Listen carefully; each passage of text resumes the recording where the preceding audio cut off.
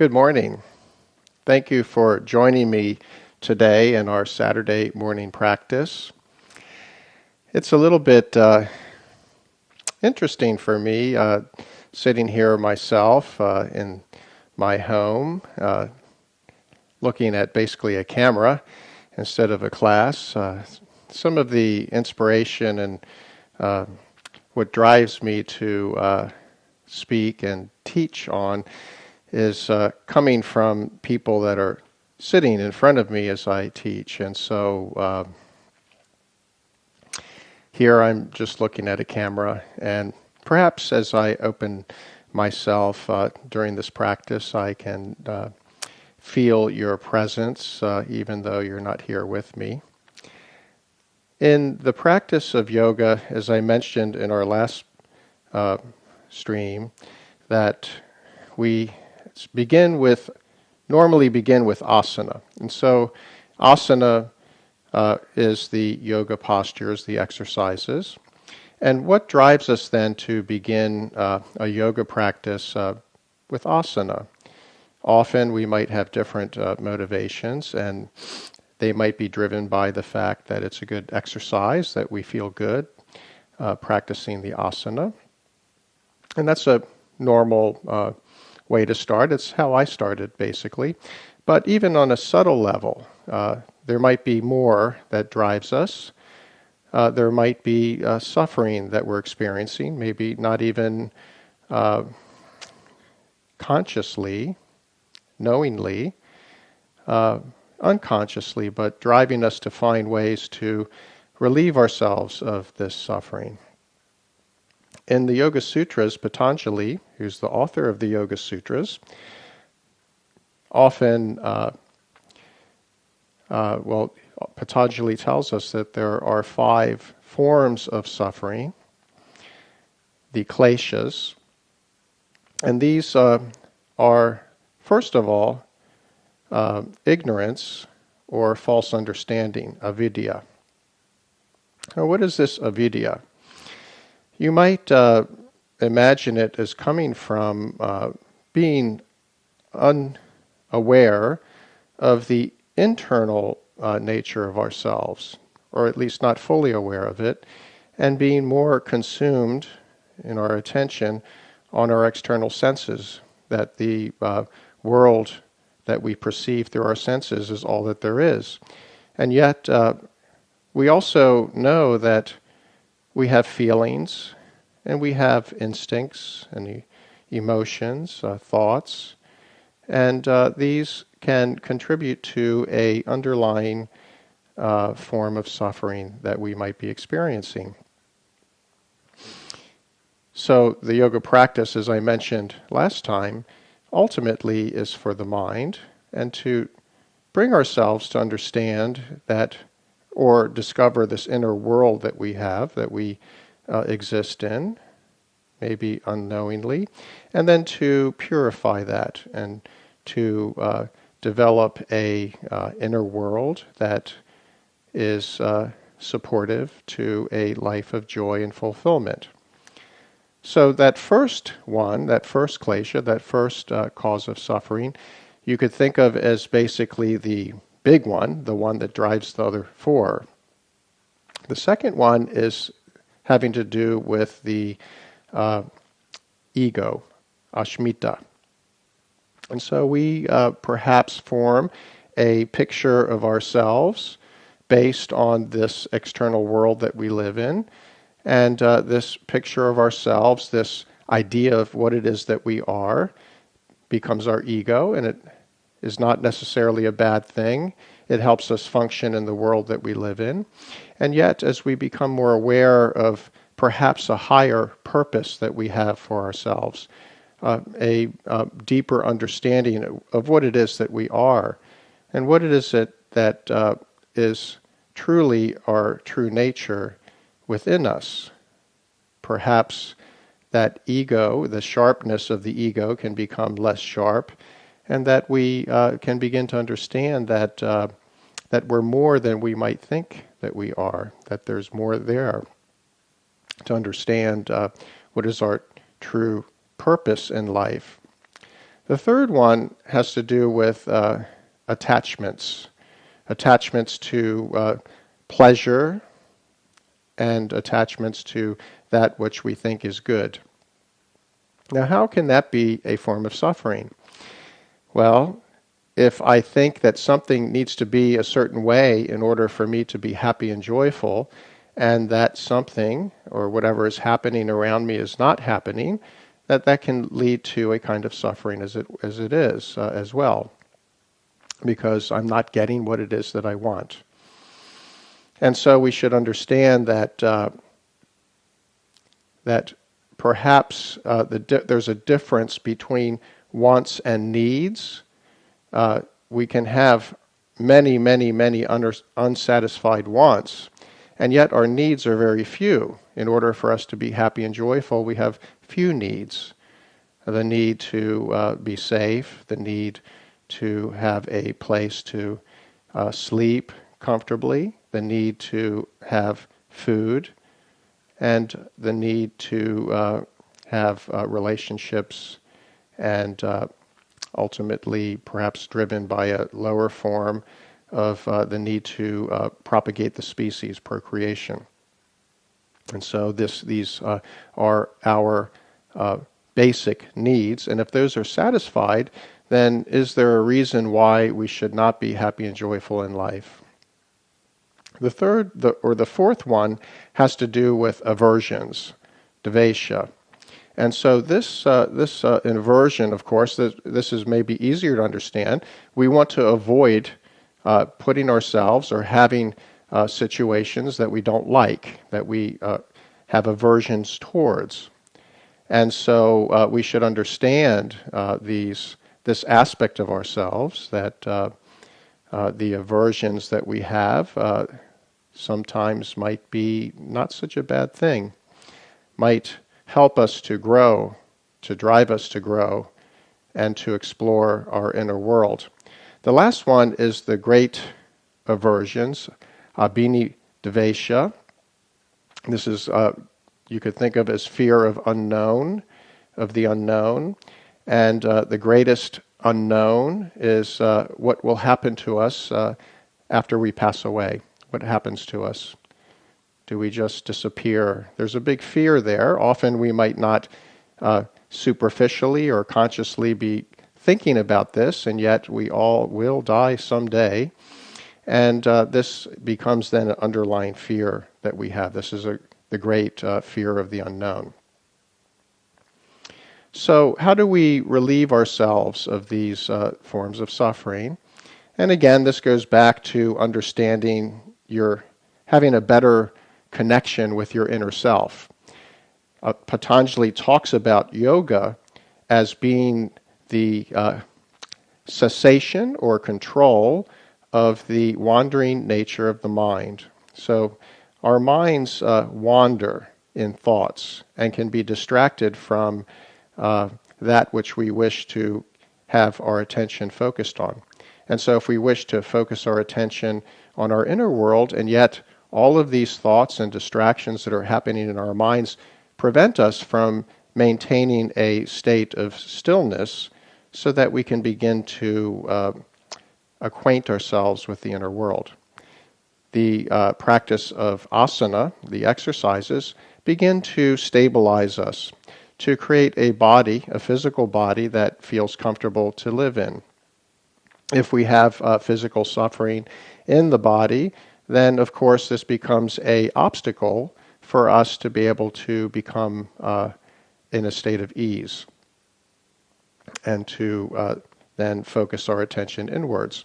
And so the asana itself then becomes a foundation or a building block towards this state of yoga that we are seeking, the balance of the body, physical body, the breath, and the mind, so that we can then sit in stillness and begin to work with ourselves in a bigger way.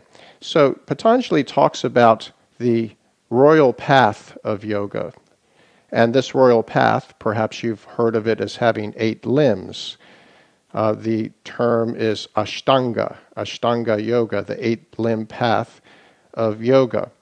And these 8 limbs involve, first of all, the first 2, the yamas and niyamas, which have to do with the external and internal observances. And so a good way to put this would be that we should eat properly, that we should not overeat, that we should eat proper foods. What is it that we bring into ourselves? Another form of that would be, what do we choose to observe? Are we watching movies that are disturbing to us? Do they disturb ourselves, our inner world? In terms of external, how do we behave? How do we project ourselves into the outer world?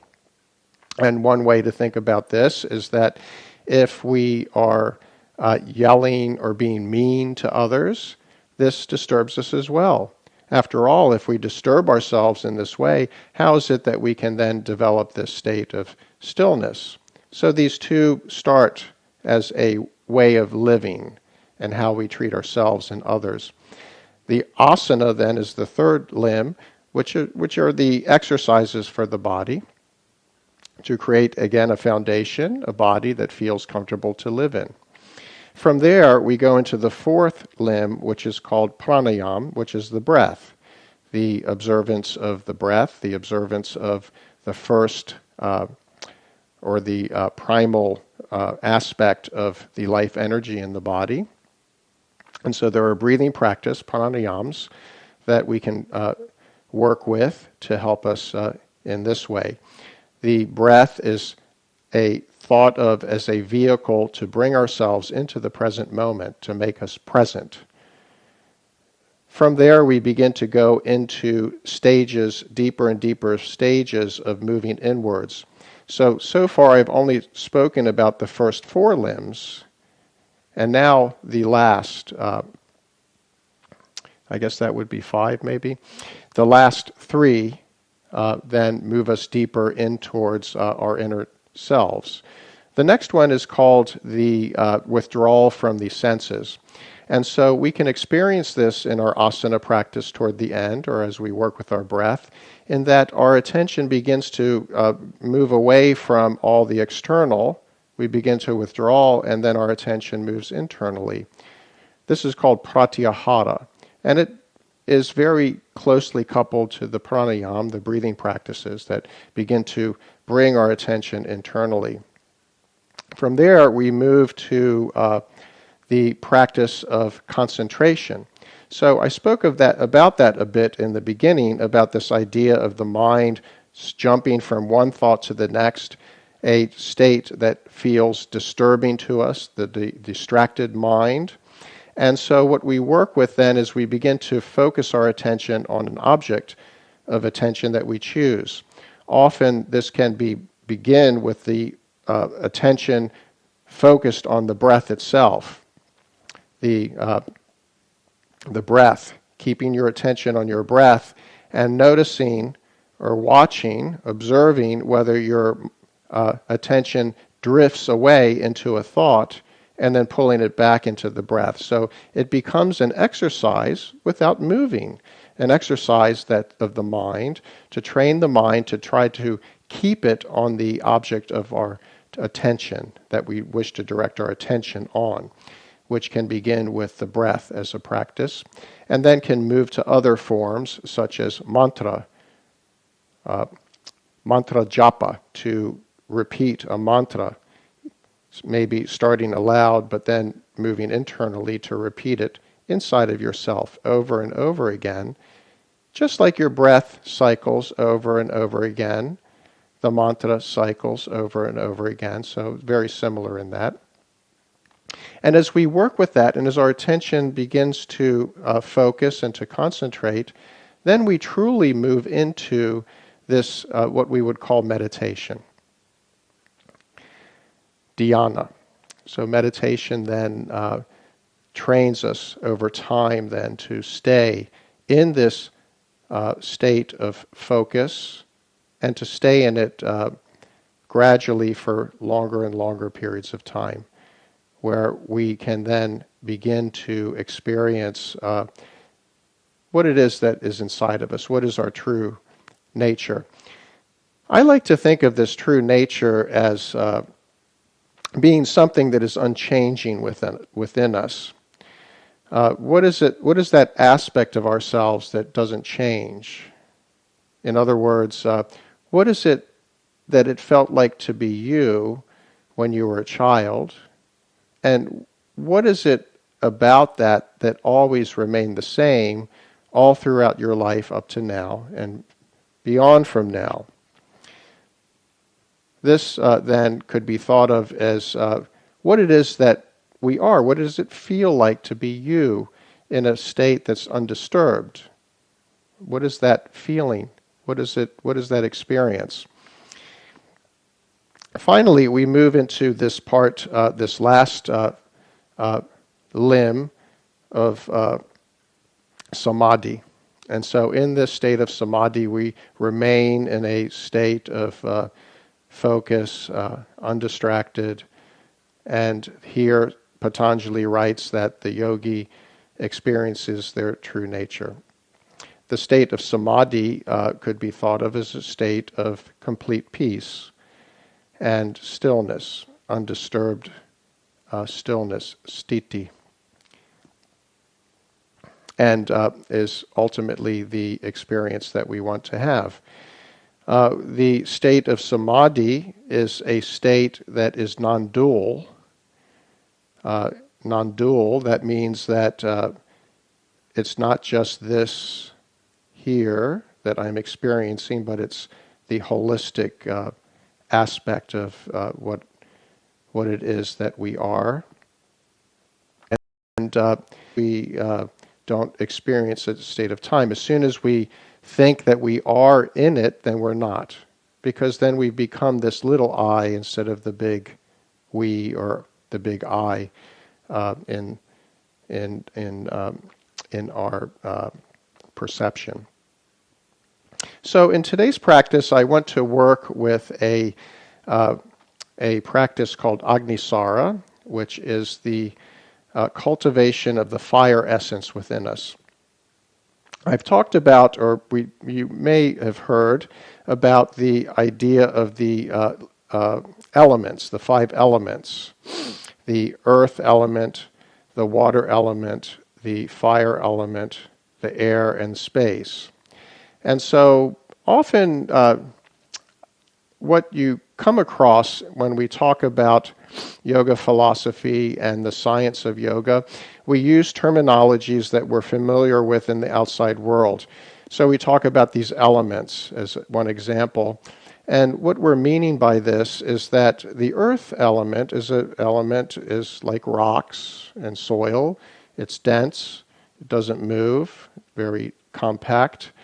And so what is that part of us that is like that? What is that feeling that's inside of us that's like that? Water then is more flowing.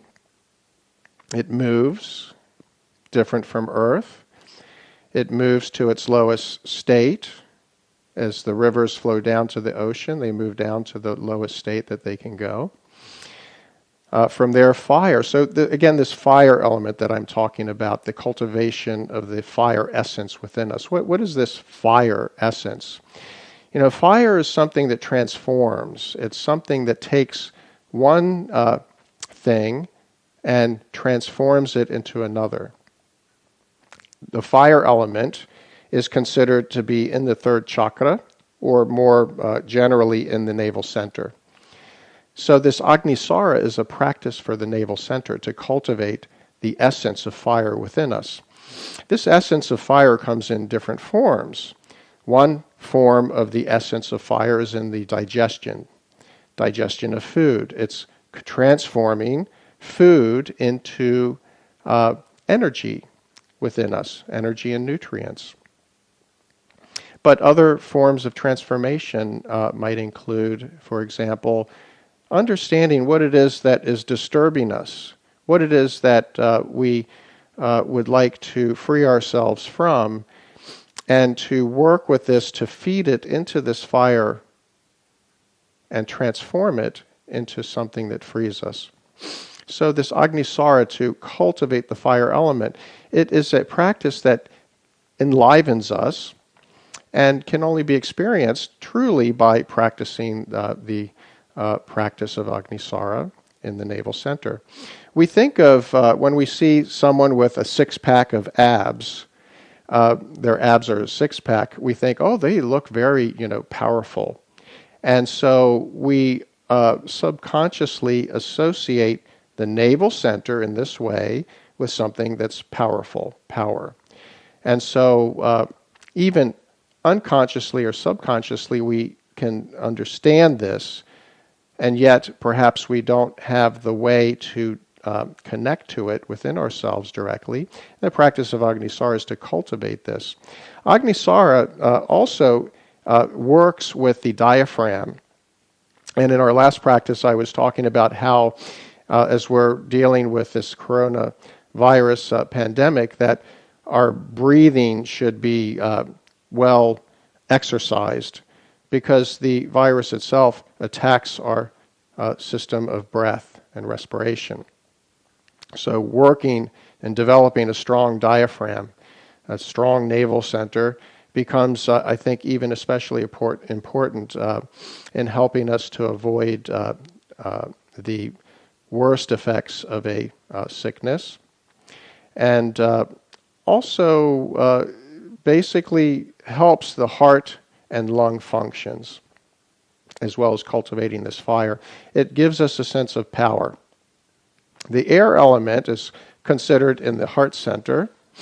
The air is something that can blow, can move. It becomes more light, the air element. And then we go into this element of space. All of the other elements need space in order to exist. And so space, akasha, is another element that we work with. So we can think of, these aspects or these attributes of these five elements as needing to be balanced properly. If we're too much if the earth element is not balanced properly, we become lethargic. We don't move very much. We slow down. Our metabolism may slow down. We're unable to move forward. And the space element on the other end of the spectrum is something that we need to cultivate so that we can feel more expansive, and so that our immune system and our system of healing, the body can heal itself, can be optimized as well. So all of these elements need to be properly balanced. If we have too much air, then this can lead to other kinds of problems. Problems with sleep, for instance, or problems with sleep is one of them, but also the idea of excretion. So constipation can be associated with an imbalance of the air element or the space as well. So we'll begin our practice now, and please sit with the spine erect. Make sure you feel comfortable. As I mentioned last time, you may want to sit on top of a pillow or a yoga block so you can lift your hips a bit and your thighs can be properly relaxed, the legs feeling open. If you feel like your legs are lifted, you can put pillows underneath your legs or blocks as well, so that you can rest them and let them feel relaxed. This forms the base for the rest of the torso and all the way up to the crown of the head. And once we position ourselves, we can take a moment to feel if we are comfortable and make any adjustments that we need. From there, we begin to cultivate the breath. And so we start with a balanced breath, balancing the inhale and exhale. The inhale comes in slow and peaks. It's a deep breath. And we can use a count with this internally, counting in for 4 counts as we breathe in and fill ourselves up completely. And then we exhale, balancing the inhale and the exhale. So the exhale then is also 4 counts. And as we exhale, we want to begin to draw the navel in toward the spine. And as I mentioned in the last practice, as you draw the navel in, you can feel the air pushing out of the lungs. The way this is working is that the diaphragm is a muscle that draws down So it acts like a vacuum. It draws down and pulls the air into our lungs. And then when the diaphragm pushes up or contracts up, it pushes the air out of us. And so this movement of the diaphragm requires space in the navel center. And so as we breathe in, we want to feel the navel start to expand out. We want to create that space for the diaphragm to move down and to draw the air in completely and deeply. And then as we exhale, the reverse, drawing the navel in and pushing the air out. As we draw the breath in, we begin to fill ourselves in the lower area. And then we can begin to expand in the sides. And then finally drawing up into the upper chest. And then we exhale, drawing the navel firmly in toward the spine. Now, one of the subtle aspects of working with our breath in this way is that we want to breathe deeply and fully, and yet we want to practice it in such a way that we don't feel like we're struggling with it, that we're not trying very hard. We want to feel, when we move with our breath in this way, that it feels completely relaxing and comfortable. So let's continue with this, keeping in mind that we want to do it in such a way that it doesn't feel like we're struggling or pushing to breathe.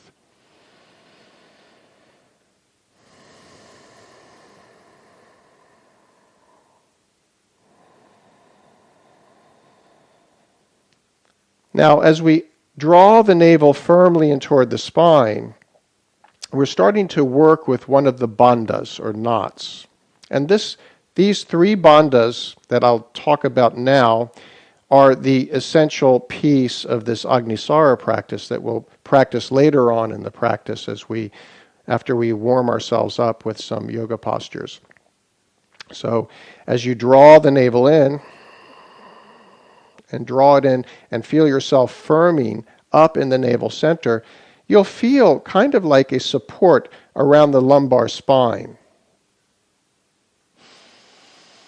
The first bandha, so the navel center, the second bandha, Uddiyana bandha, or the navel lock, is what we started with. But the first one is the root lock, Uddiyana bandha. And we can act with that too. As we exhale, we draw the groin up in toward the body as we draw the navel in. So there's a lifting of the groin in as we exhale. And then we release as we inhale. So try working with those two. As you exhale, as you draw the navel in, draw the groin up into your body, draw the navel in toward the spine, and release it as you inhale. We can work with these bandhas, the mula bandha, the root lock, and the navel lock, in our asanas. Now, in the beginning, as we begin to work with these, it may become a little bit too much. Here we have the breath that we're trying to synchronize with. We have the body, the position of the body in the posture or the seat. And then we have these locks that we're trying to work with at the same time. So there's a lot of things that we're trying to work with. And then you could also say the mind. We want to keep the mind in a state of kind of complete concentration on what it is that we're doing and not falling into the waking dream of thoughts. So there's a lot of things to kind of work with here, and it can become overwhelming for us. It takes practice to be able to work with this and for it to happen naturally without having to put your undivided attention on it. When we first learn to drive an automobile, a car, it feels very challenging because we have to worry about the accelerator, the brake, the steering, the road, where we're heading, any obstacles or other cars that we have to avoid. And so there's a lot of different things that we have to keep our attention on and work with. And so, but as we continue driving, it becomes like a second nature. It becomes almost like a easy thing to do for us. I think for those of us that are driving, which I think probably most of us are. This is something that we've experienced, and it's the same kind of experience we can experience as we work with our yoga practice in all of these modalities that I spoke with. So let's work with this a little bit more. Inhaling, then exhaling, drawing the groin in, drawing the navel in toward the spine. And as you work with this, notice if indeed you do feel this kind of support in the lower body. So these two bandhas, the Mula Bandha, the root lock, Uddiyana Bandha, the navel lock, and then there's one more, the third one, which is the neck lock, Jalahadra Bandha. Now, if we look at the body, we have our spine, and at the top of the spine is a ball and socket joint that allows us to turn our head up and down and side to side and to tilt it. And so this, when we activate this neck lock, Jalahadra Bandha, it's a matter of drawing the chin down. It's different than leaning down. It's just a rotation, just like when you're nodding yes, the same kind of rotation. We exhale, activating the root lock, activating the navel lock, and then drawing the chin down. And we release as we breathe in, and we continue. Now, when we activate all three of these together, what we can experience is a kind of pulling of the spine, as if the spine is elongating. In the practice of Agni Sara, we try to work with this in a deeper way. As we're working with our breath, we want to do it in such a way that, again, we don't feel like we're struggling, but we are doing this. So let's try it.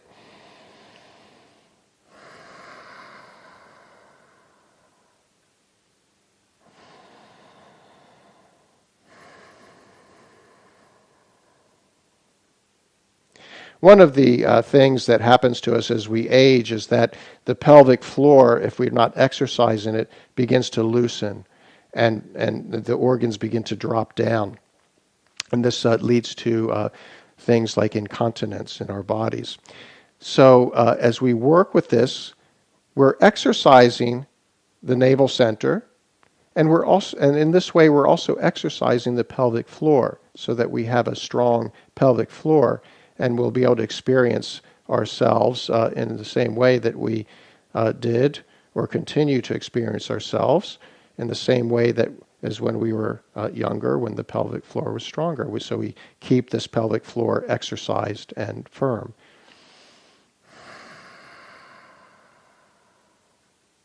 So we'll be working with these three bandhas, and I'll try to bring your attention to them as we move along with our asana practice. And then we're going to then work with them again as we come into this practice of Agni Sara. Now let's begin to move even more now. Place your arms at your sides. As you draw the breath in, extend up and stretch. Lengthen the spine and exhale. And we drop the chin toward the chest as we activate the three bandhas and create that length in the spine as I just described. We inhale and stretch up, breathing deeply. Exhale.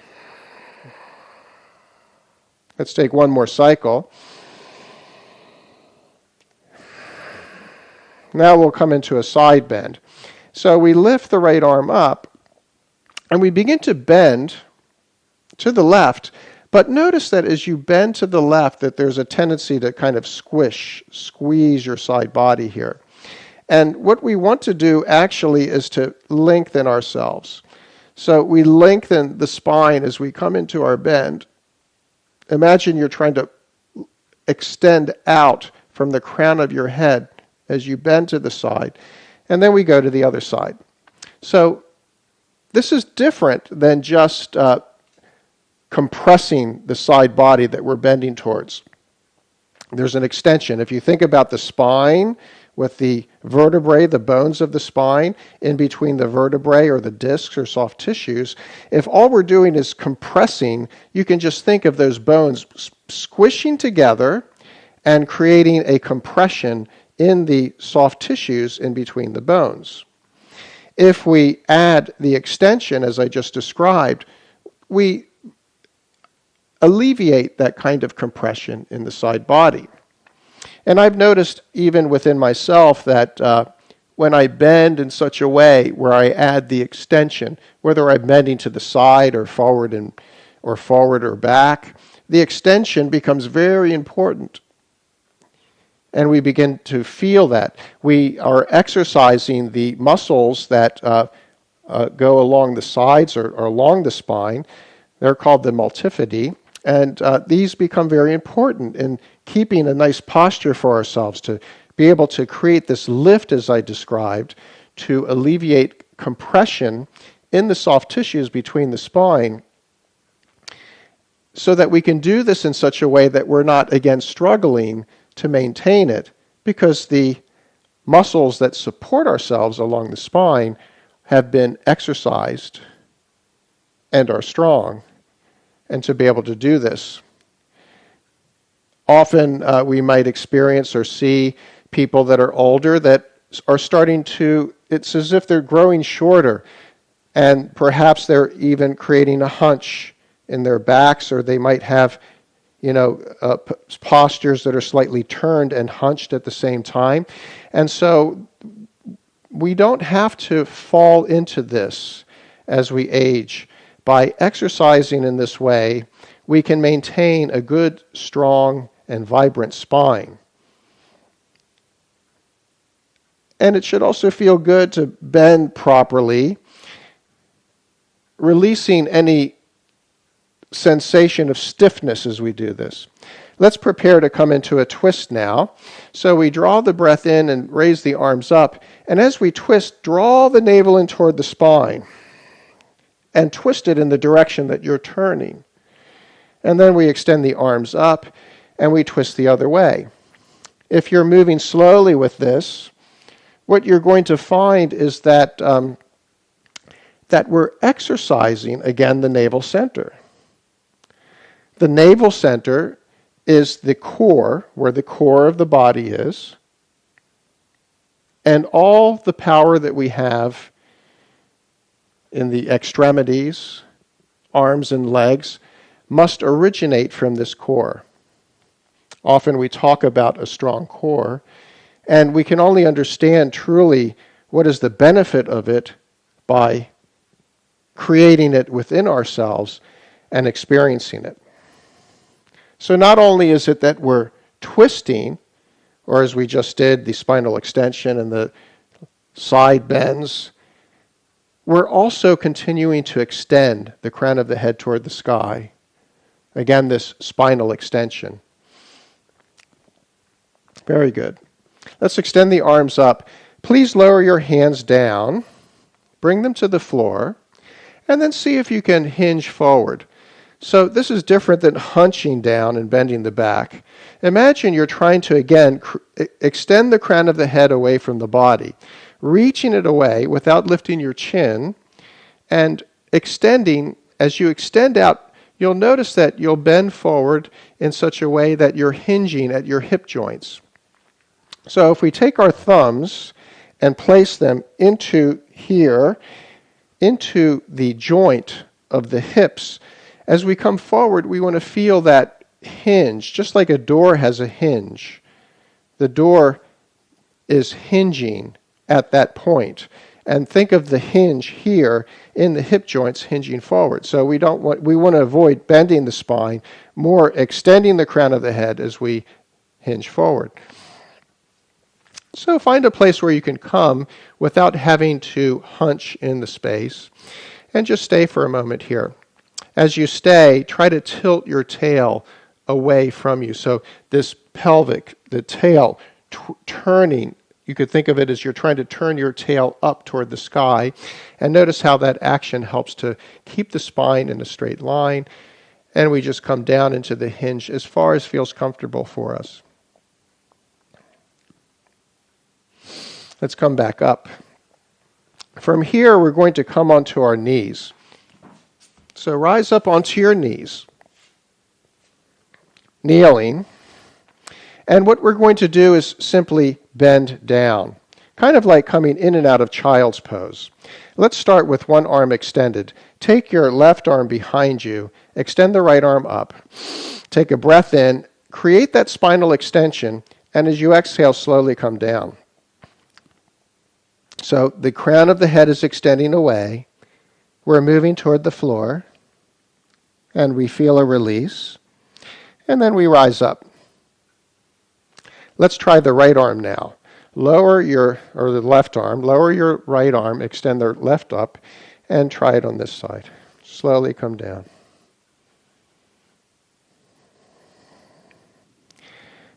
And then rise back up. Now we can add a turn of the head with this movement, and this has a very nice release around the neck and shoulders. Let's extend the arm up, and now as you come down, turn your head to your left. And let yourself come down slowly toward the floor. And then rise back up as you turn your head to face the front. And we'll try the other side. Inhale up, exhale, and turn your head.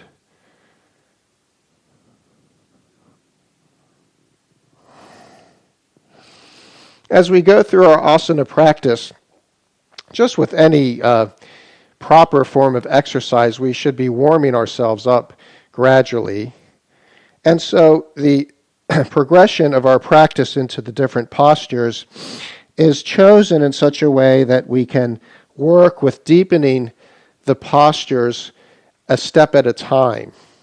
So in other words, we won't just drop straight into an intense forward bend right at the start.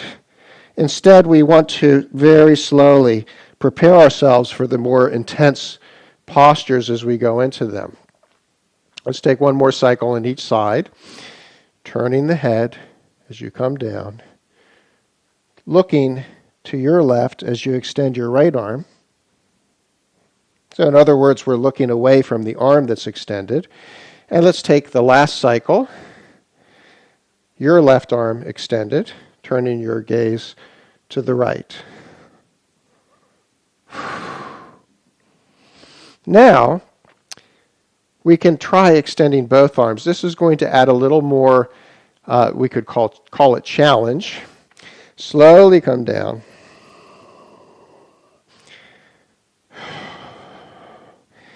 And let's rise back up. And let's repeat.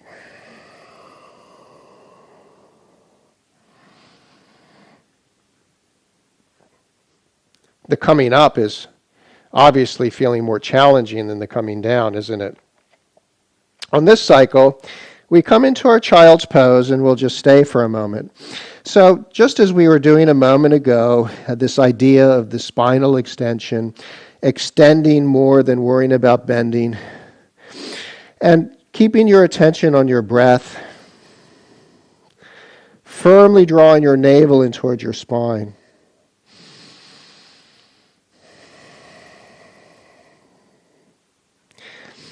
As you exhale, imagine you're just letting go. Firstly, we're letting go the breath, pushing it all out as we exhale, drawing the navel in. We can add the root lock, the mula bandha, the drawing of the groin in toward the body as well.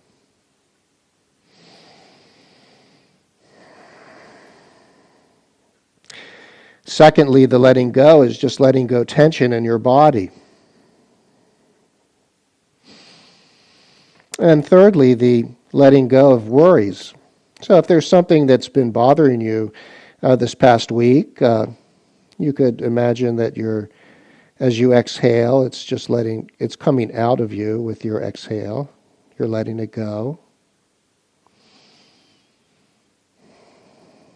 These three aspects, the physical body, the breath, and the mind, are all coupled together. You can experience that as we release the tension in the body, as we exhale completely. It enables us to, perhaps in a deeper way, let go of our worry. If you don't have one in particular, it could just be just a state of, or a feeling that you have of anxiety or fear or worry, to let that feeling go. Very good. From here, we'll come back up onto our hands and knees. So I'm going to turn so you can see me from the side. And place your knees under your hips and your hands underneath your shoulders.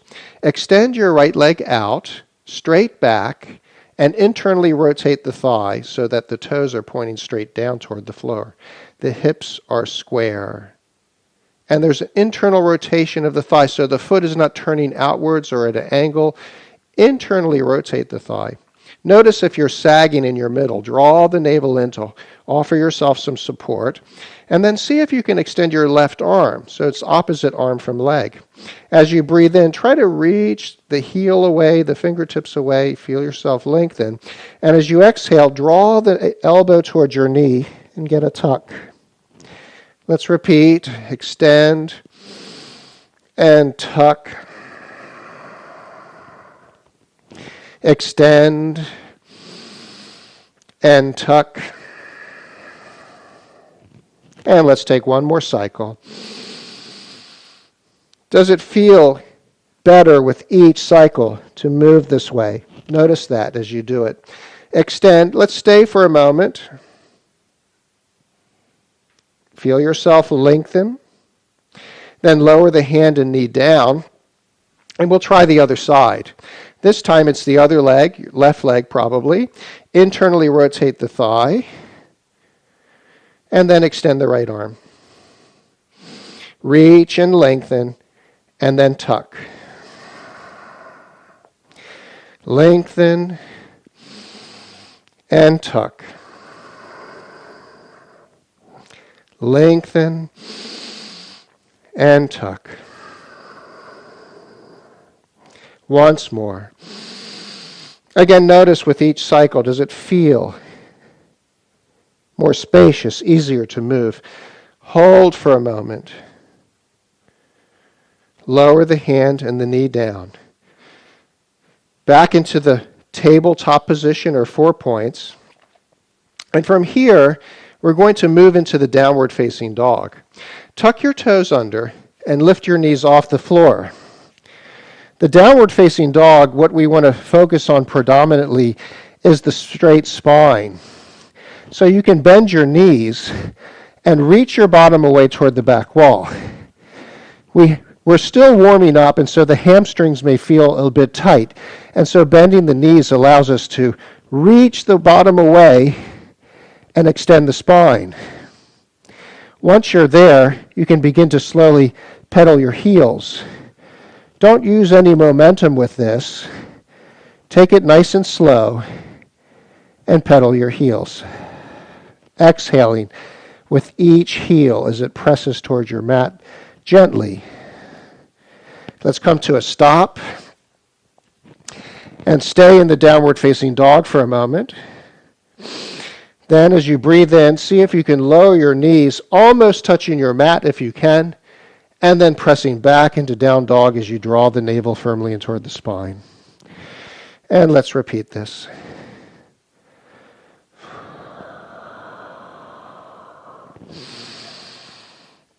Very good. Move into the down dog and stay for a moment. Then we'll come into plank. We're going to hold the plank for a moment. And in the plank, the body's in a straight line. If you feel yourself sagging here, unable to hold yourself in a straight line, put your knees on the floor. From here, see if you can put your right forearm on the floor and then your left forearm. So we come into a forearm plank, either the full plank or the knees on the floor. Then we'll place the right hand and the left hand and come back up. Let's try the other side. Left arm and then right arm, left hand and right hand. Repeat it again. Right arm, right hand, left hand, and then the other side. Good. Come back into your down dog. Reach your bottom away toward the back wall. Move back into the plank, and this time we're going to slowly float down onto our mats. So now we're laying prone, face down on our mats. Squeeze your legs together and point your toes. Lift your right leg off the floor, reach it back, and put it down. Then the left leg. Reach it back, put it down. Arms at the side, squeeze your legs together, and internally rotate the thighs. Lift the legs, and then the chest. This brings us into a shape called locust. Salabhasana. Hold it for a moment.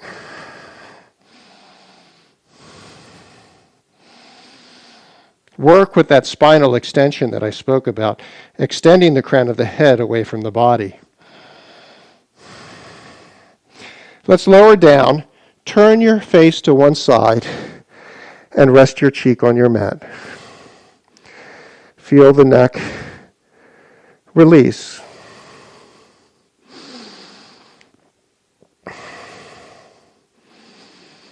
Let's turn the head the other way. I have this microphone underneath me, so I have some restriction on what I can do here, but hopefully you can lay the cheek on your mat.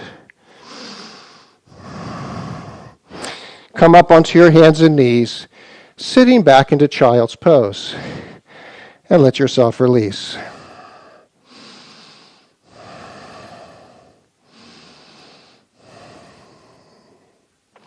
Come forward again and lower back onto your mat. This time, with the legs extended, lifting one, then the other as we did before, we'll come up onto our forearms, placing the elbows slightly wider than your shoulders. And then we tuck the hips under and hold them there to protect the lower back. As you breathe in, imagine again you're extending the crown of the head away from your body to lengthen the spine as we lift the chest. And then we release. This is called Sphinx. And it becomes a back bend, a sort of back bend, or sometimes referred to as a heart opener. So we want to feel an expansion right in the heart area, right in the center of our chest here. Extending the crown of the head and lifting. Good, let's lower down. Take your arms a little forward and come up onto your fingertips. And let's repeat the same thing. This time, instead of on the forearms, we're starting to lift the elbows off the floor as we rise up.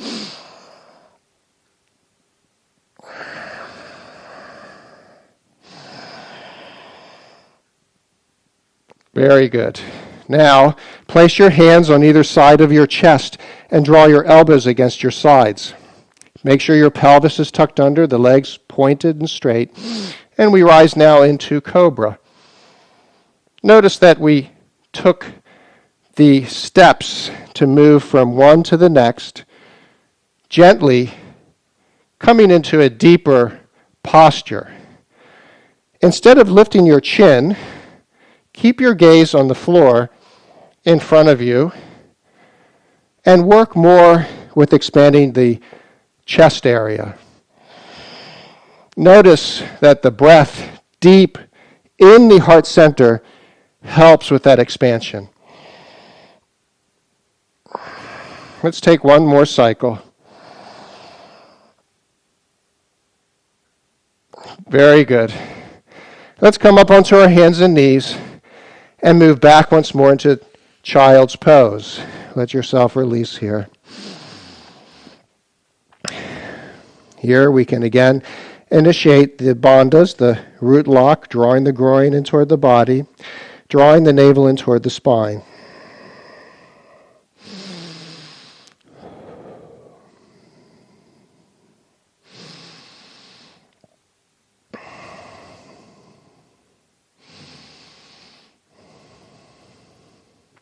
Come up onto your hands and knees. Take your right foot and step between your hands. So here we have the left knee on the floor, and we want to begin to feel a release in the hip joint in the left leg. So extend the crown of your head away from your body. Make sure you're not sagging in your waist. Keep the navel slightly drawn in. And as you breathe in, extend the crown of the head away. And stay for a moment.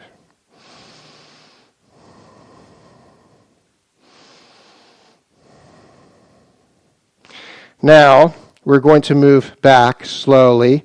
And as you move back, keep your belly or your navel pressed against your thigh. As you move back, lift the ball of the right foot off the floor. This brings us into a shape called the hurdler shape, and we're beginning to feel a release in the hamstrings in that leg that's extended. Try not to force yourself back. Just come back far enough so that you can still tilt your tail toward the sky. Keep your gaze on the floor in front of you. Firmly draw your navel in towards your spine as you exhale. And as you inhale, extend the crown of the head away. See if you can add the locks, drawing the groin in, the navel in, as you exhale. You can also work with the third lock, the neck lock here, as you stay.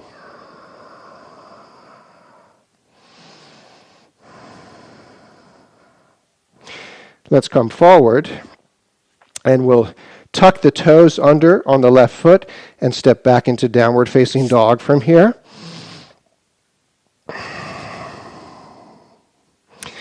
Then, lowering the knees to the floor, we'll step the other foot, should be your left foot this time, and come into this variation of the low lunge. Work with your breath.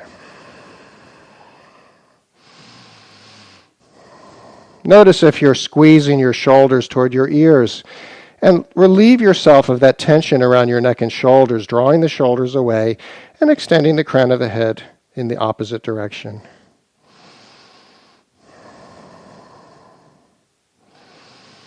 Work with that idea of letting go, but still supporting yourself in your navel area so you're not bending or lowering toward the floor. You have support for yourself, working on lengthening the crown of the head away from the body, and feeling a release now in the right hip area. The right hip has the hip flexors, the muscles that run from the torso, from the spine, into the femur, and they lift the leg up. Here we want to release them because if we sit a lot or we do a lot of things like riding or running, these hip flexors can become very tight, especially when we build up their strength. We want to release them. Having tight hip flexors can lead to lower back pain over time. Let's now begin to move back. Again, keeping your waist pressed against your thigh, lifting the ball of the foot off the floor, drawing the toes back and pushing the ball of the foot away from you, coming into it gently and staying for a moment. Working with the bandhas if you can. The breath, the locks, the letting go.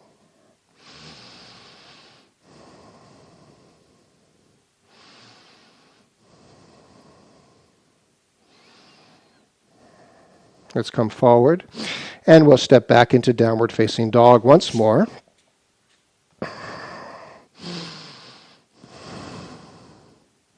Step your right foot forward. This brings us into our first low lunge, and it's basically the same mechanism as when we had the knee on the floor just a moment ago. Let's pivot the left foot to lower the heel to the floor and rise up. So now we're standing in such a way that our pelvis is parallel with the wall that we're facing. Take your arms behind you, lift your shoulders, and roll the chest open. We're going to fold forward in a shape called pyramid, and you may want to have your hands on your thigh to offer yourself some support, or you can have the arms behind you to expand the chest. Let's begin to come forward. And just let yourself release here. This is basically a similar release as the hurdler shape we were just in. See if you can work with your breath and the bandhas, the locks.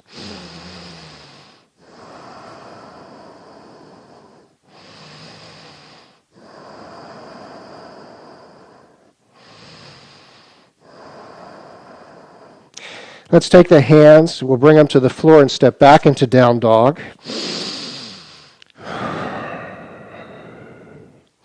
Then we'll step the left foot forward into our low lunge. So again, make sure that you're creating that spinal extension, holding for a moment.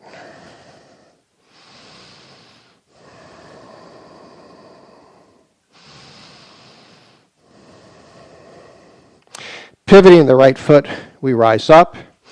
And again, we position ourselves so the pelvis is parallel with the direction that we're facing. Take your arms behind. So if you had your right index finger on top of the left on the other side, try switching it. This side doesn't feel, perhaps the other side from before is going to feel less, say, natural or comfortable. But we want to switch it to the other side. And let's begin to slowly hinge again.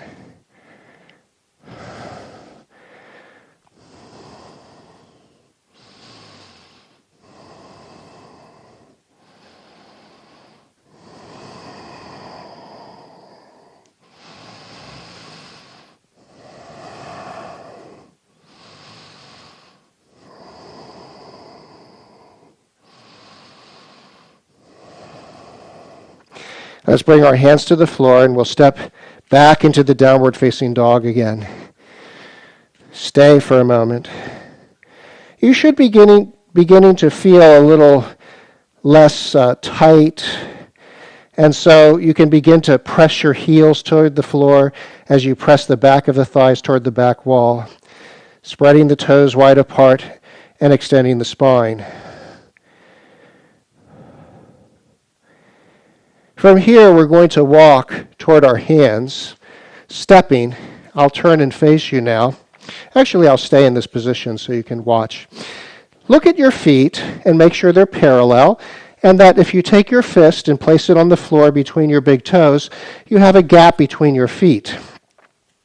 Spread your toes wide apart and squeeze your ankles toward each other, and let yourself hang toward the floor, again drawing your shoulders away from your ears, to release any tension that you might have in your neck and shoulders. You can even turn the head side to side, feeling the spine release.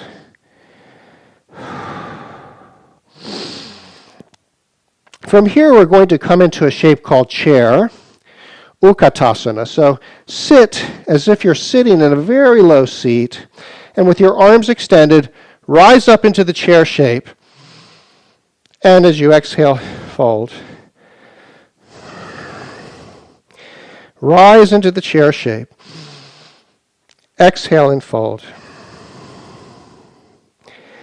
Rise into the chair shape. And let's begin to stay now. Here we can work with the bandhas once more. Drawing the navel in as you exhale, drawing the groin in.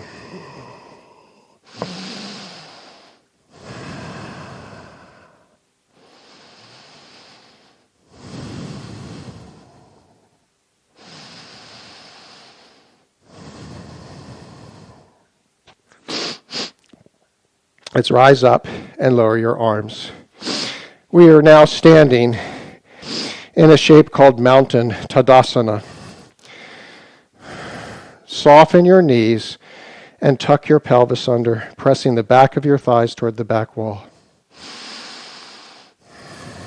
Draw the navel firmly in toward the spine and add the root lock if you can, remembering that you might tire out from doing it.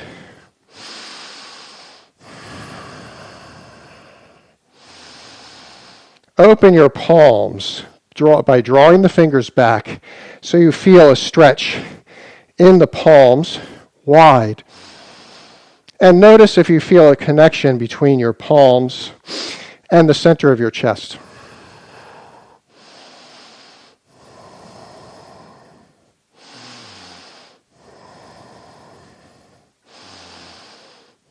Good. We're now going to fold forward. Take your hands behind your legs and soften your knees.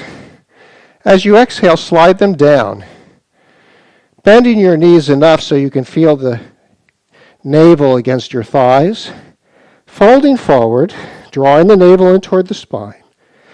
And then we're going to come back up. Come up halfway, straighten the spine, and push from your heels down into the floor to rise up. And let's repeat.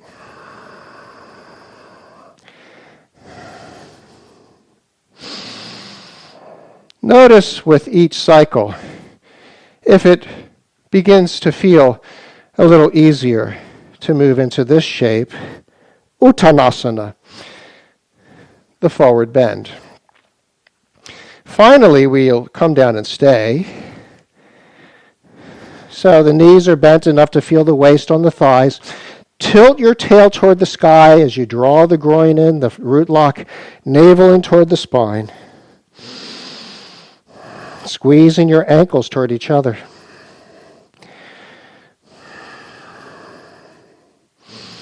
From here, we're going to come into a half bend. And so lift your chest as you draw the breath in, and as you exhale, fold. Lift your chest into the half bend. Exhale and fold. As you lift your chest into the half bend, extend the crown of the head away from the body, creating that spinal extension. So as if you're pulling from your fingertips to extend the crown of the head away, and then folding. Lift into the half bend and stay. We're going to come into a balance now called Warrior 3. Bring your fingertips a little bit forward and take your right leg and extend it back. We internally rotate the right thigh so the toes are pointing toward the floor. This is one variation of the third of the Warrior 3 that has our fingertips on the floor for support. We can try bringing our palms together at the heart center. We can also choose to extend the arms away and come into the full variation of the asana. Slowly bring your foot back down and come back into the forward bend. Let's rise all the way up. Standing for a moment as we prepare for the other side. As you exhale, slide the hands down the back of the legs. Coming into the half bend, the fingertips slightly forward. Maybe the hands are on blocks. And we'll take the left leg back, internally rotating the thigh. Smooth your breath out and become still. And see if you'd like to bring the palms together into the balance. Maybe extending the arms away.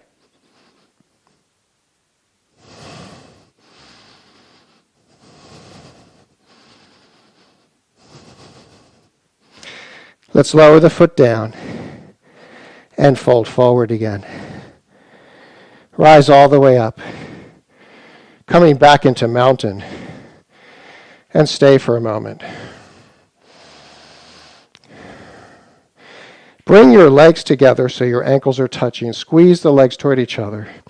And lift up your right arm. We'll come into a side bend here.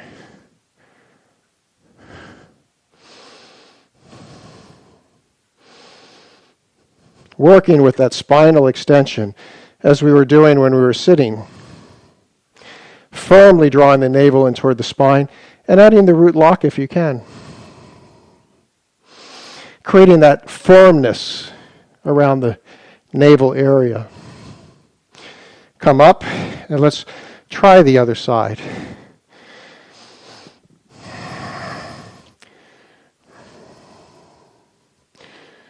What we want to avoid is turning the head and the shoulder down. Look up towards your ceiling or toward the sky.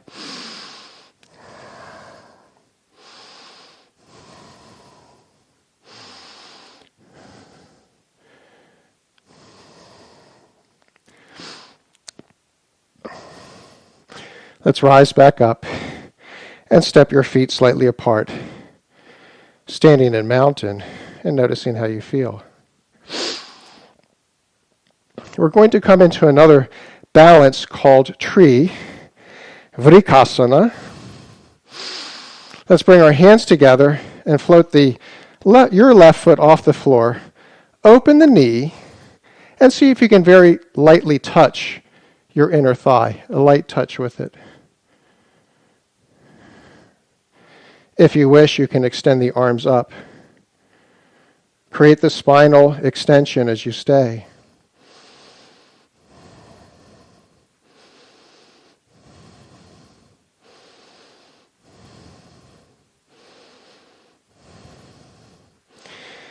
Let's lower the foot down and take a moment to adjust.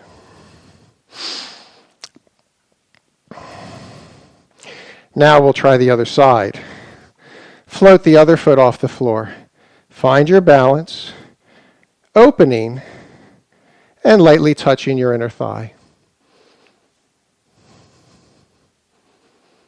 Perhaps choosing to extend the arms up as well.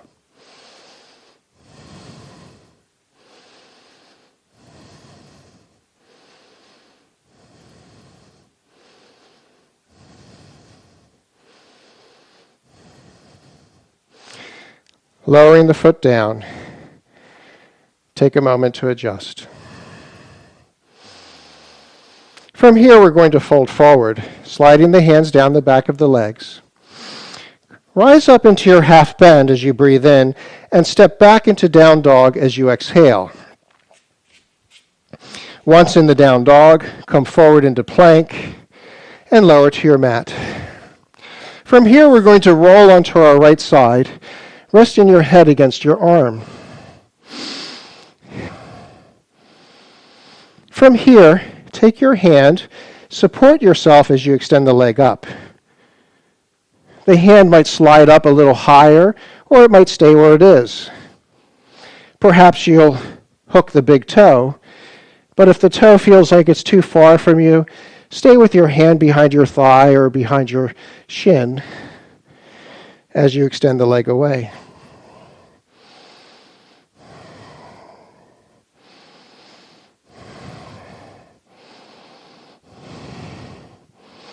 Let's release, and we're going to go to the other side now. I'm going to switch this way so I can be facing you. Resting your head against your arm. Avoid propping your head on your hand because this could strain your neck. Better to rest it against your arm.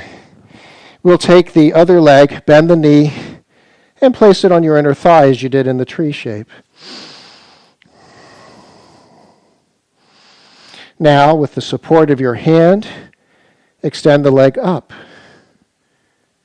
Maybe sliding it behind your shin or possibly hooking the toe.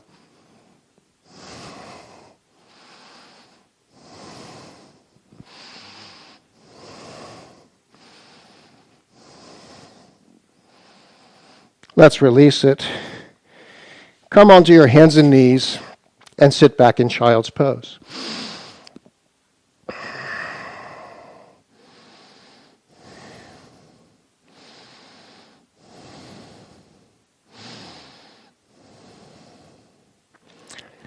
From here, we're going to press back into downward facing dog and prepare for a side plank with a side bend. Come into your plank or bring your right knee to the floor to support yourself as you turn to your left and extend the left arm up. If the legs are extended, the feet are stacked on top of each other. So you can be in this in either way. As you breathe in, extend the arm and bend your side body up toward the sky. And hold it here in this side bend.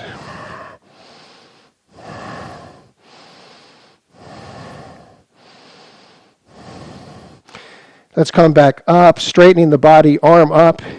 Whether your knee is on the floor or the leg stacked, you could try lifting the leg off the floor. If you're in the full version of the shape, you can try hooking your big toe. Let's come back into our downward facing dog.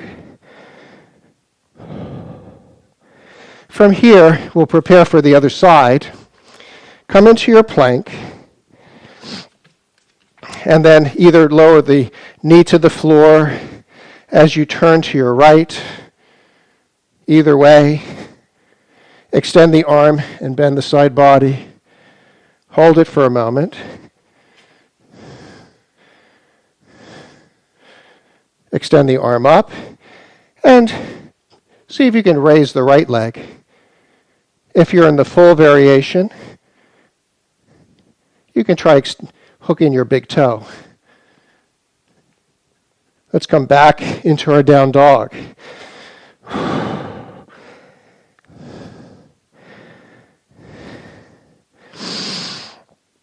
Step your left foot forward. Come into your low lunge. Then pivot the right heel. See if you can scoot the right leg back a little further so we're deeper into the lunge. Place your left forearm on your thigh and turn to your right. This is setting us up for the extended side angle.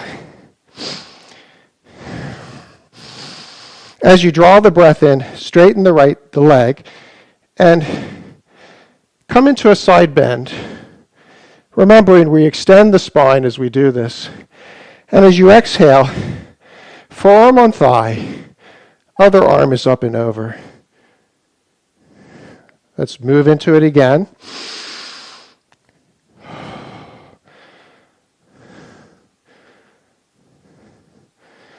And once more.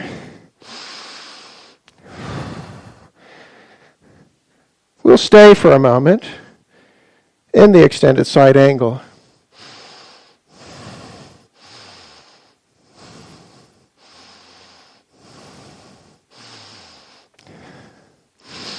Let's rise back up as we did before. Extend your arms apart. Bend the knee, coming into warrior two. As you exhale, draw the navel in and twist it toward the back wall. And add the root lock if you wish.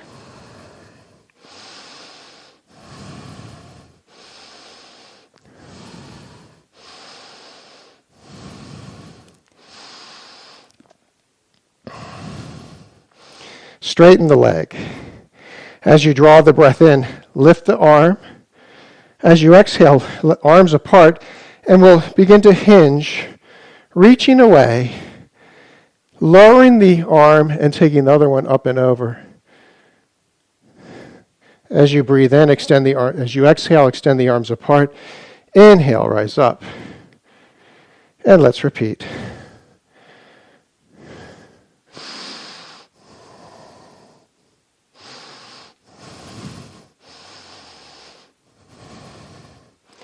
This is bringing us in and out of a shape called triangle. And this time we'll stay, turning your gaze toward the sky.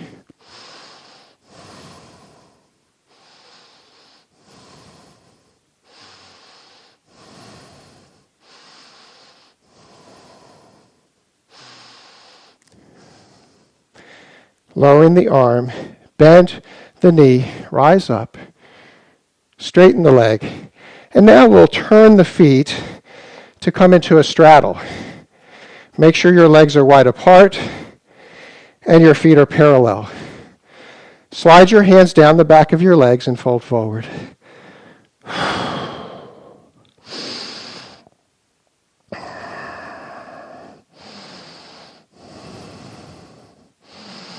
Take your hands on the floor. Walk toward the front side of your mat back into the low lunge, and then please step back into down dog. Now we step the right foot, the other one from before. Pivoting your heel, foot is flat on the ground. See if you can scoot it back further, deepen the lunge. Place your forearm on your thigh and turn. As you breathe in, straighten the leg and rise up. As you exhale, move back into it, bringing the arm up and over. Rise up as you breathe in. Exhale, bringing the arm up and over. Once more. And this time we'll prepare to stay. Extended side angle.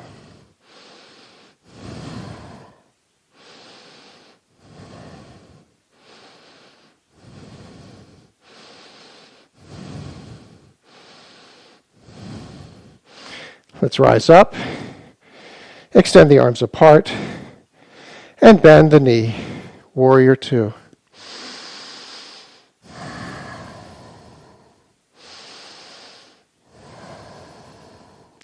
As you exhale, draw the navel in and twist it toward the back wall. Rise up, extending the arm, and we'll prepare for triangle. Arms apart, reaching away, lowering the arm, other arm up and over. As you inhale, extend the arms apart, rise up. Exhale, inhale, exhale, inhale. On the next cycle, we'll prepare to stay in the triangle.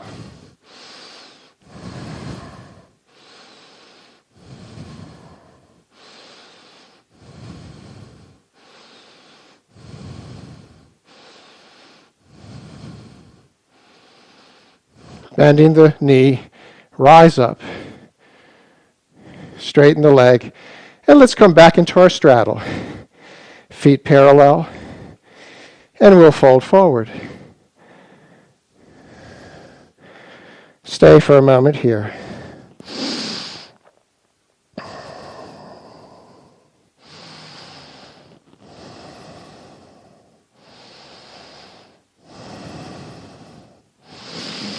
Let's come back up.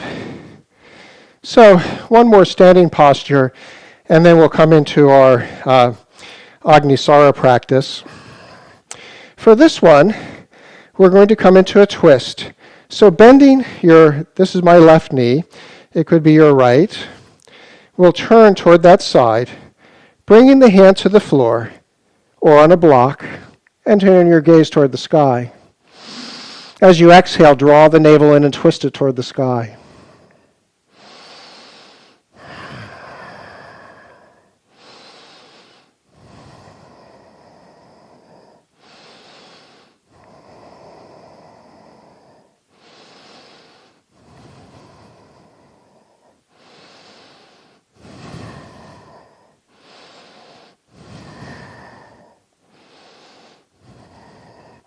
Rise up, lower your arms, stay for a moment.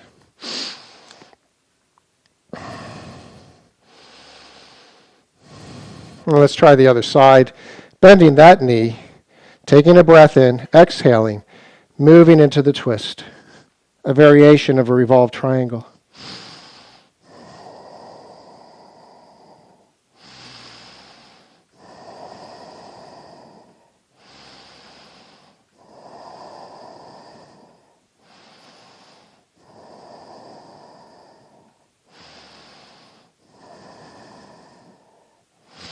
Let's rise back up. Stay for a moment. Maybe close your eyes. Noticing sensation. Let's bring our feet a little bit closer together, and we'll be moving down into a squat. So moving out of the squat a few times so you can find the foot position that feels comfortable, so your knees are pointing in the direction that your toes are facing. And then we'll move and stay. You can stay with your forearms for support. You might bring your hands to the floor. If your hands are on the floor, you could try wrapping the forearms behind the shins. From here, we're going to stick our tongue out and roar like a lion. And when you roar, draw the navel firmly in toward the spine and let the roar out. Imagine you're letting go any feeling. We're feeding the navel center with our worries, anxiety, and fear. And we're going to imagine it's been consumed by the fire of the navel center and coming out with that roar, out of our bodies. Well, let's take a breath in. Stick your tongue out.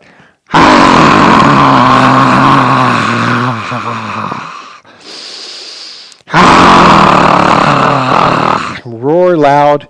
I have to pace myself with it, otherwise I'll blow out the microphone. So roar loud. Breathe in once more.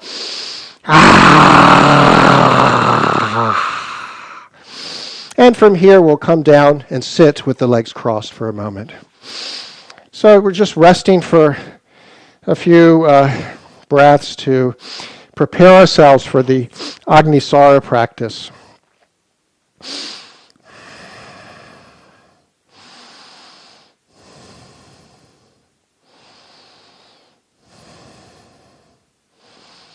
Notice your spine. You can take your hands and pull the flesh of your bottom back to expose the sits bones. The sits bones should feel like two little balls, bones at the base that are on the floor. Press down into the floor with your sits bones and extend the crown of the head toward the sky.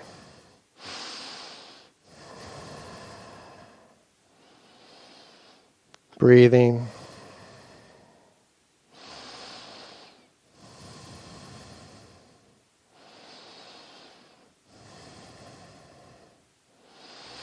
Very good. Let's come up onto our knees and prepare for the agni sara practice. So here what I want you to do is have your hands against your thighs. You can put a block underneath your bottom if you're not feeling comfortable here sitting on your knees, or maybe put a cushion under your knees if your knees are uncomfortable. And so first we're just going to work with expanding the belly out as we breathe in. So imagine your belly is like a balloon. Expand it out as you breathe in, and as you exhale, draw it in towards your spine. So imagine your belly is the only thing that's moving here.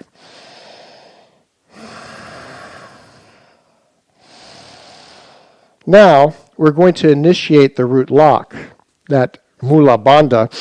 Draw the belly in and draw the groin up into the body as well.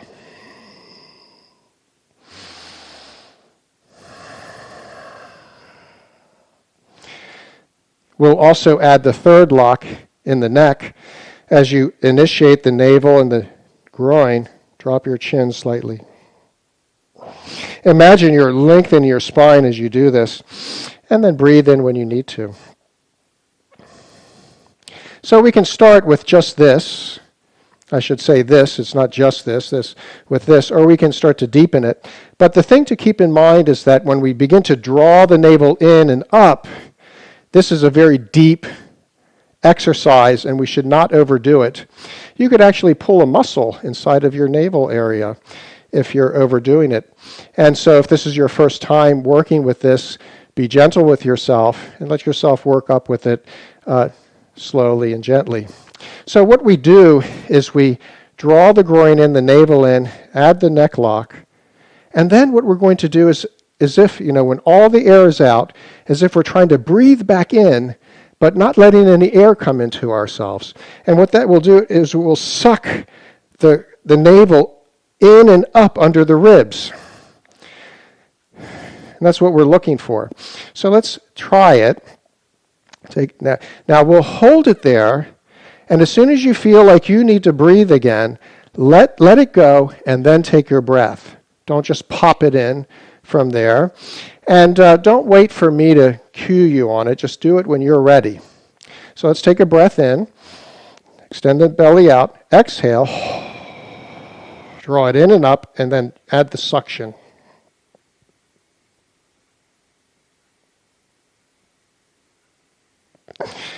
Release it when you need to breathe. And cycle the breath. And let's try it again. We'll do it 3 times altogether. Breathing in deeply. Exhale. Draw the groin, add the suction.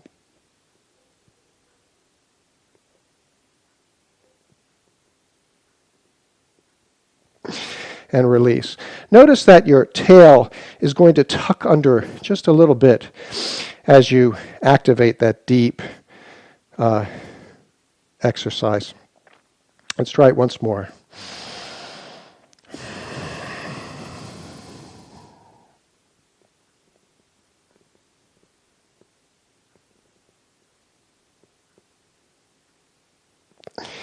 Release it when you need to. And we'll come onto our backs. This is a very deep movement.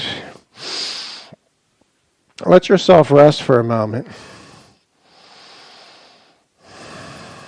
On your back with your knees bent.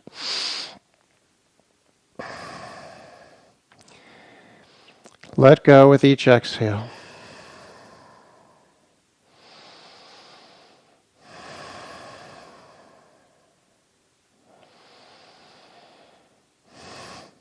With your heels hip distance apart, draw your heels towards your bottom. Make sure the feet are flat on the ground.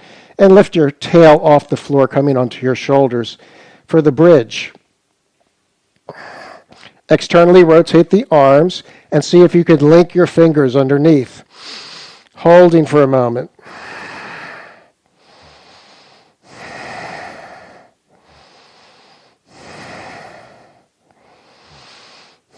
Let's release it. Lower down, extend your left leg out, toes pointing toward the sky, heel flexed, and draw your right knee into your chest.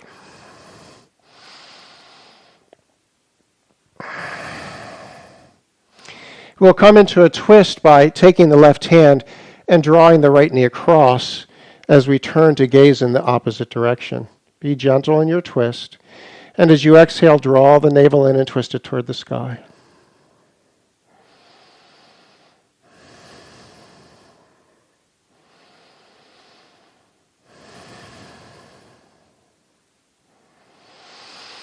Let's come back and change the legs. Drawing the left knee into the chest, the thigh toward the chest. Heel is flexed of the right leg, toes pointed toward the sky. And let's cross it, turning your gaze in the opposite direction. And with each exhale, draw the navel in and twist it toward the sky.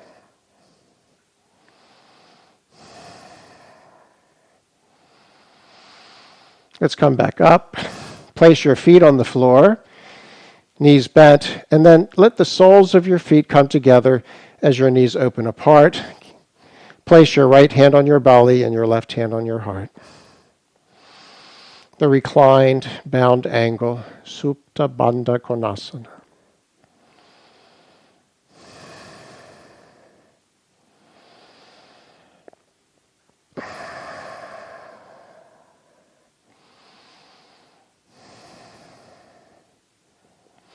Lifting the knees up, cross your right leg on top of the left so the thighs are pressed against each other. Lift the other foot off the floor and draw your knees towards your chest. So we could call this a reclined cow face pose, Supta Gomukhasana. And either stay as you are, or you can slide your hands closer to your ankles, feeling a release in the outer thigh as you stay.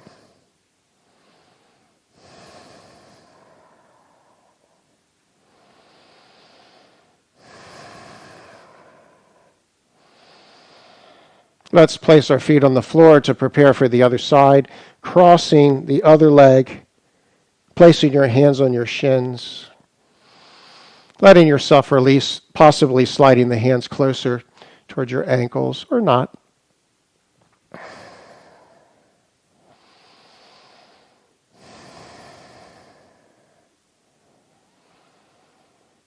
And let's release. Now we'll come into our short Shavasana. Stretch your legs out and let yourself relax.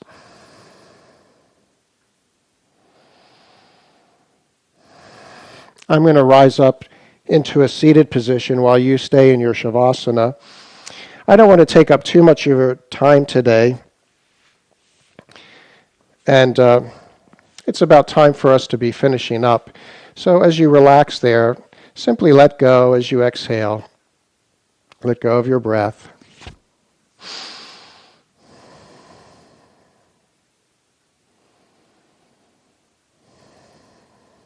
And just notice the floor underneath you, and just let yourself be heavy on the floor, letting go. Feel yourself, your body completely supported by the floor, the earth underneath you.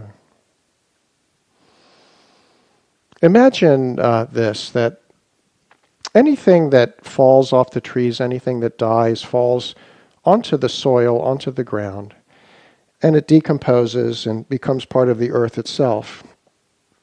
And then from that decomposition, new life emerges. So imagine here, there's a part of you, the part that is full of worry or anxiety or fear, that this part is the part that's dropping away into the earth. Think of your body and the breath and the mind as becoming more and more transparent. Maybe this darkness you could think of that's in this is sinking down into the earth, draining away, letting it go, and becoming more and more transparent with each exhale.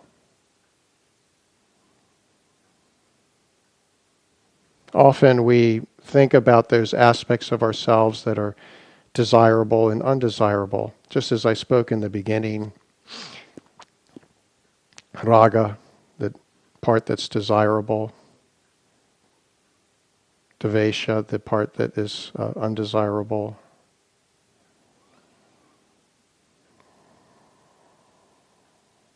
And we can fall into a kind of suffering when we focus on those aspects of ourselves that we think are undesirable. But we should know that this is very hurtful to us when we do this sort of thing. Everything that's about us is a blessing from the Creator.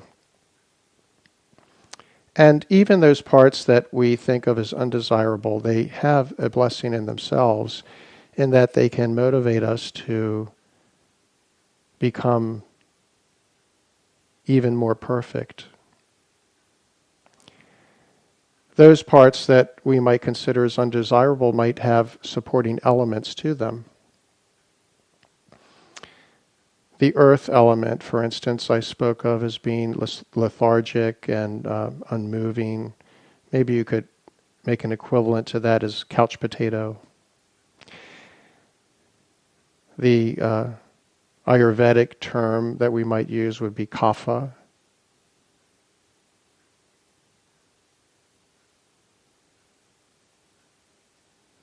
And here we speak about the doshas, which I can get into more detail in another practice. The kapha part that is could become, when it's unbalanced, lethargic.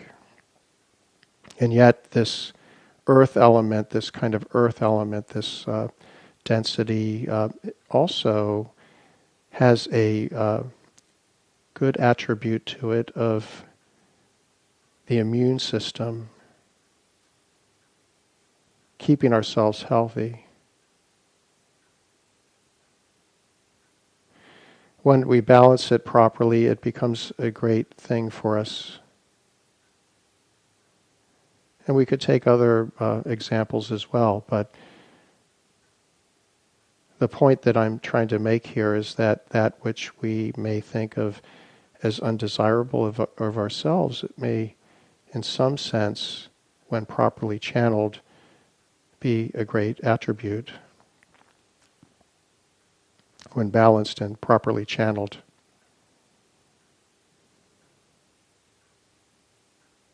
And so, as I was saying, we should never be critical of ourselves in such a way that we hurt ourselves and bring ourselves down.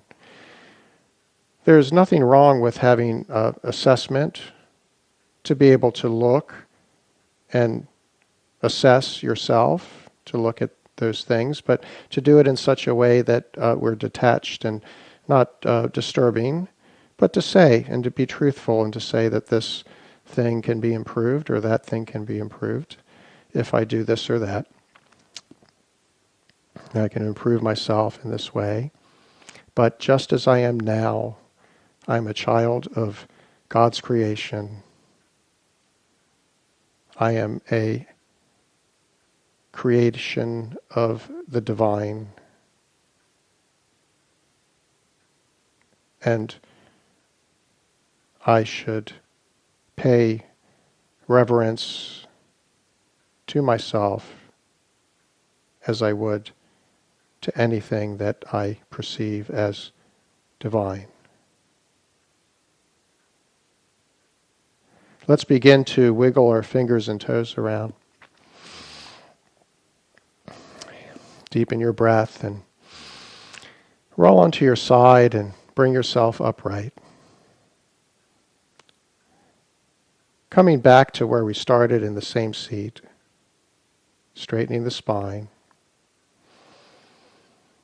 And taking a moment to notice how you feel.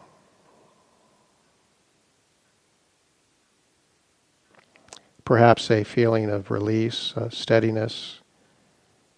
Perhaps a kind of blissful feeling. Stillness, peace. And joy, which in turn can drive the sense of happiness that we feel this way. Gratitude as well. Thank you, thank you, thank you for practicing together with me today. I hope you stay well and stay safe. Om, peace, peace, peace. Namaste.